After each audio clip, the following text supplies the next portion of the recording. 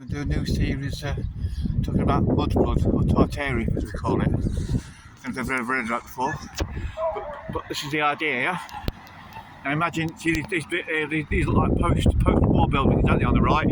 These flats, built after the war. That one there on the left, we would call that Victorian sort of building, wouldn't we, yeah? But there's a subtle difference between that building and that building, yeah? Now imagine you're building a building, yeah? What would you do? Would you build, you'd build the foundations underground there, and you'd put the front door on ground level, wouldn't you? Yeah? Like there, so you could walk straight in from the road. Yeah, that's how most buildings are built today, isn't it?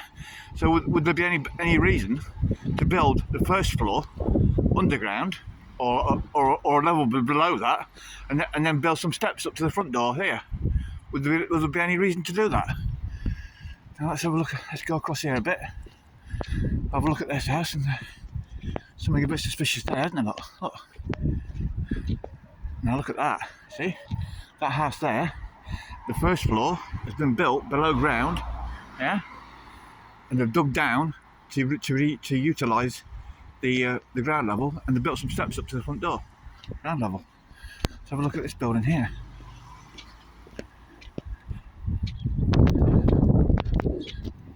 This is one of the best buildings I can see. What we call the mud flood, yeah, this area. So the idea is, this is pre-Victorian, yeah.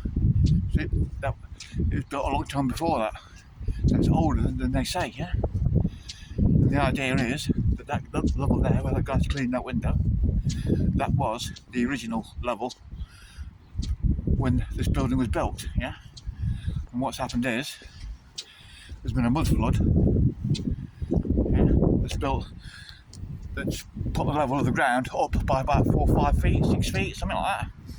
That what they've got to see on the camera there, that's about probably 4 or 5 feet below.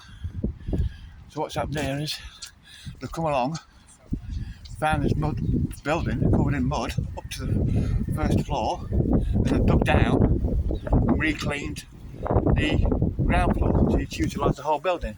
You know, so you see the difference? The building over there, you walk straight in from ground level, straight to the front door. This one here, you have to go and come down 4 feet.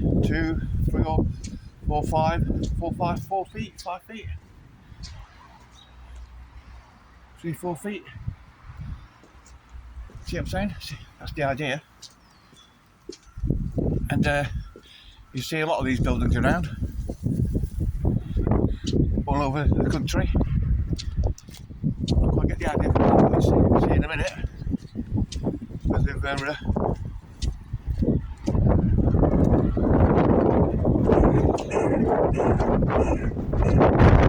just see the side here.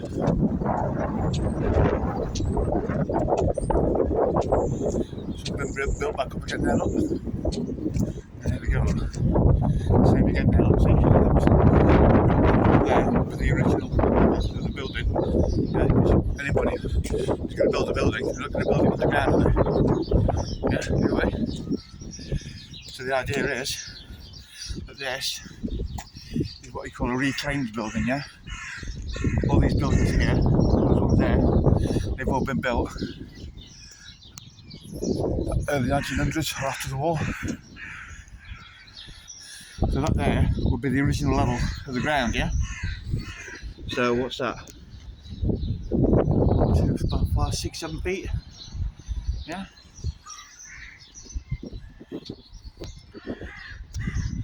So I've come along, found this building covered in mud up to this level, to utilise the building again.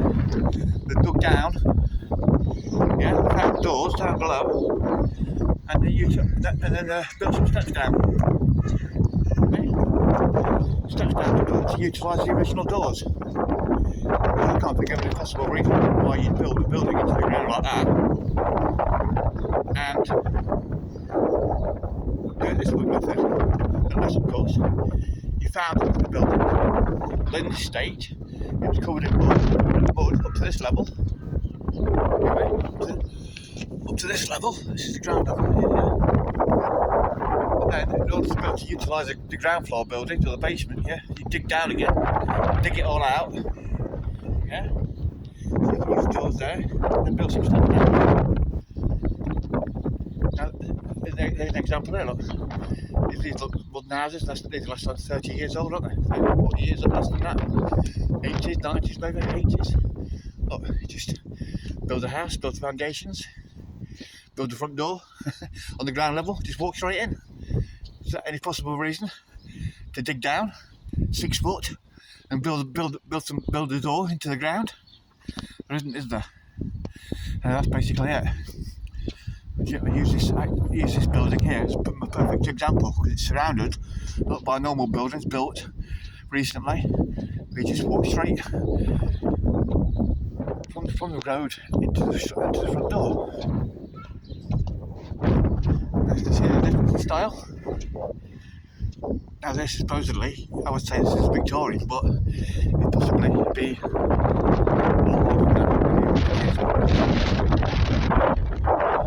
maybe 300 years old, 200 years old, this building, or more. Now the thing is, about it is, if that's true, if this is what they call a reclaimed building, where the ground levels come up to here, they come across here, found this building, up to this, yeah, and they've redone this, it would be called, what would be called a mud flood, yeah, we call it the mud flood, yeah. The thing about it, a mud flood, there's no record in history of any historical records of any mud flood in any historical books. But this kind of building is all over the world. I'll show you some more in a minute. We're down the seafront and seaside towns in Britain, all on internal buildings. Just the odd building every day there. There's now about the seafront buildings. There's hundreds of all the way across the south coast, all the way across Europe. I'll show you some more in a minute, yeah? So it's not just an anomaly, yeah? But you see how, instead of just building steps down here, up to this point here,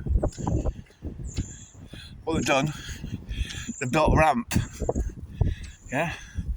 This is the ground level, yeah? That door is only sort of half of it is above ground, isn't it, yeah? So what we've done here is, instead of building some steps down, the angled it, built a ramp down it, look.